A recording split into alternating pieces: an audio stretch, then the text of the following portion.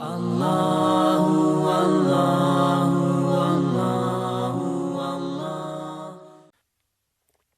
الشعراء کا آغاز ہے۔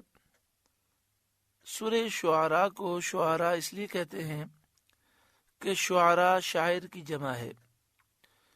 اس سورہ مبارکہ میں شاعروں کا ذکر ہے، اس مناسبت سے اسے سورۃ الشعراء کہتے ہیں۔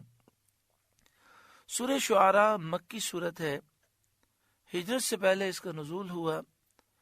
قرآن پاک کی ترتیب کے اعتبار سے اس کا نمبر 26 ہے، اور قرآن پاک نازل ہونے کے اعتبار سے اس کا نمبر 47 ہے۔ اس میں 227 آیات ہیں اور 11 رکوع ہیں۔ 1279 کلمات ہیں، 5540 حروف ہیں۔ ایک قول یہ ہے کہ سورہ شعراء پوری کی پوری مکی صورت ہے، لیکن آخر کی 4 آیتیں مدنی ہیں، ان کا نزول ہجرت کے بعد ہوا۔ بسم اللہ الرحمن الرحیم، اللہ کے نام سے شروع جو نہایت مہربان رحم والا۔ طاسیم میم، تلک آیات الکتاب المبین، یہ آیتیں ہیں روشن کتاب کی، یعنی یہ قرآن پاک کی آیات ہیں۔ وہ قرآن جس کا اعجاز ظاہر ہے، جس نے ہر دشمن کو عاجز قرار دے دیا۔ ہر دشمن قرآن پاک کا مقابلہ کرنے سے عاجز ہے۔ یہ وہ کتاب ہے جو حق کو باطل سے ممتاز اور الگ کرنے والی کتاب ہے۔ اس کے بعد سید عالم صلی اللہ علیہ وآلہ وسلم سے برائے رحمت و کرم خطاب ہوتا ہے، یعنی اگلی جو آیت کریمہ میں خطاب ہے، اس سے یہ معلوم ہوتا ہے کہ اللہ تعالیٰ کی بارگاہ میں حضور کا کیسا مقام ہے، اور اللہ تعالیٰ اپنے محبوب سے کتنی محبت فرماتا ہے۔ تو یہ خطاب رحمت کے لیے ہے، کرم کے لیے ہے، اس میں رحمت کا اظہار ہے، کرم کا اظہار ہے۔ لعلک باخع نفسک الا یکونوا مؤمنین، کہیں اے محبوب آپ اپنی جان پر کھیل جائیں گے ان کے غم میں کہ وہ ایمان نہیں لائے۔ جب اہل مکہ ایمان نہ لائے اور انہوں نے سید عالم صلی اللہ علیہ وآلہ وسلم کی تکذیب کی، آپ کو جھٹلا دیا، تو حضور صلی اللہ علیہ وآلہ وسلم پر ان کی محرومی بہت شاق ہوئی۔ اس پر اللہ تعالیٰ نے یہ آیت کریمہ نازل فرمائی کہ آپ اس قدر غم نہ کریں۔ ان نشأ ننزل علیہم من السماء آیۃ، اگر ہم چاہیں تو آسمان سے ان پر کوئی نشانی اتاریں۔ فظلت اعناقهم لها خاضعین، کہ ان کے اونچے اونچے اس کے حضور جھکے رہ جائیں اور کوئی گناہ، معصیت اور نافرمانی کے ساتھ گردن نہ اٹھا سکے۔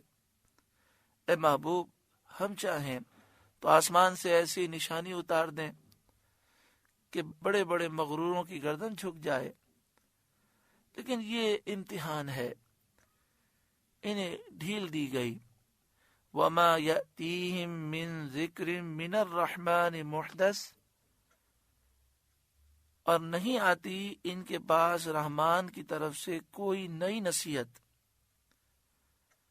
محدث الا کانوا عنہ معرضین، مگر اس سے منہ پھیر لیتے ہیں، یعنی دم بدم ان کا کفر بڑھتا جاتا ہے کہ جو موعظت اور تذکیر اور جو وحی نازل ہوتی ہے وہ اس کا انکار کرتے چلے جاتے ہیں۔ تو جتنا انکار کرتے جاتے ہیں، ایک آیت نازل ہوئی انہوں نے انکار کیا، پھر دوسری آیت نازل ہوئی انہوں نے انکار کیا، تو ہر انکار پر ان کا کفر بڑھتا جاتا ہے۔ فقد کذبوا، تو بے شک انہوں نے جھٹلایا۔ فسیأتیہم انباء ما کانوا بہ یستہزئون، تو اب ان پر آیا چاہتی ہے خبریں ان کے ٹھٹے کی، یعنی جو انہوں نے مذاق اڑایا جس عذاب کا، وہ عذاب ان قریب ان پر آنے والا ہے۔ اور یہ وعید ہے، اور اس میں انذار ہے، ڈر سنانا ہے، ڈرانا ہے کہ روز بدر، جس دن غزوہ بدر ہوا، یا روز قیامت، قیامت کے دن جب انہیں عذاب پہنچے گا، تب انہیں خبر ہوگی کہ قرآن اور رسول کی تکذیب کا یہ انجام ہے۔ اولم یروا الی الارض، کیا انہوں نے زمین کو نہ دیکھا؟ کم انبتنا فیہا من کل زوج کریم، ہم نے اس میں کتنے عزت والے جوڑے اگائے، یعنی قسم قسم کے بہترین اور نافع نباتات پیدا کیے، پھل، پھول، درخت، پودے، فصلیں، اناج، میوے۔ حضرت امام شعبی نے فرمایا کہ آدمی زمین کی پیداوار ہیں، یعنی اللہ نے انسان کو مٹی سے بنایا۔ جو جنتی ہے وہ عزت والا اور کریم ہے، اور جو جہنمی ہے وہ بدبخت لئیم ہے۔ ان فی ذلک لآیہ، بے شک اس میں ضرور نشانی ہے، اللہ تعالی کے کمال قدرت پر نشانی ہے۔ وما کان اکثرهم مؤمنین، اور ان کے اکثر ایمان لانے والے نہیں۔ وَإِنَّ رَبَّكَ لَهُوَ الْعَزِيزُ الرَّحِيمُ، اور بے شک تمہارا رب ضرور وہی عزت والا مہربان ہے۔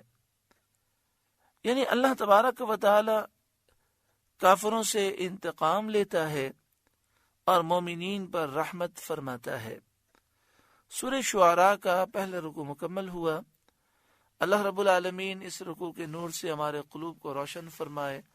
اللہ